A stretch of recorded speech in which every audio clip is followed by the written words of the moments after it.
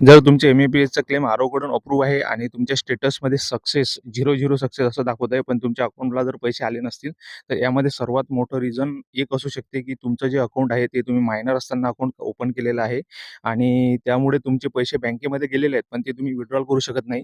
आणि तुम्हाला याबाबतीत काय करायचं आहे, सर्वात आधी तुमच्या बँकेला भेटायचं आहे. जे कुठली बँक असेल त्या बँकमध्ये जायचं आहे, मॅनेजरला भेटायचं आहे आणि त्याला भेटून तुमचं अकाउंट मायनर आहे का? 18 वर्षाच्या आतमध्ये तुम्ही असताना अकाउंट ओपन केलं आहे का? ते चेक करायचं आहे. तसं जर असेल तर त्या अकाउंटला तुम्हाला नॉर्मल अकाउंट बनवून घ्यायचं आहे.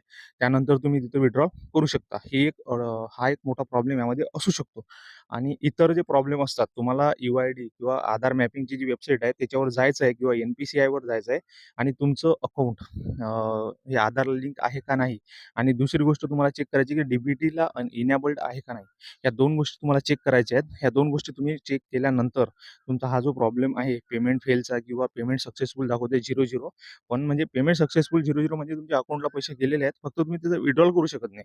तर विथड्रॉल करू शकत नाही मध्ये हा सर्वात जास्त ही अपडेट आता आलेली आहे, की तुमचं मायनर अकाउंट असू शकते. जर तुमचं 18 वर्षाच्या अगोदर जर अकाउंट तुम्ही ओपन केलं असेल, तर सर्वात आधी तुमच्या बँकेला जा, तुमच्या वडिलांना किंवा सोबत घेऊन जा आणि त्यानंतर तुमचा हा प्रॉब्लेम सॉल्व्ह होऊ शकतो.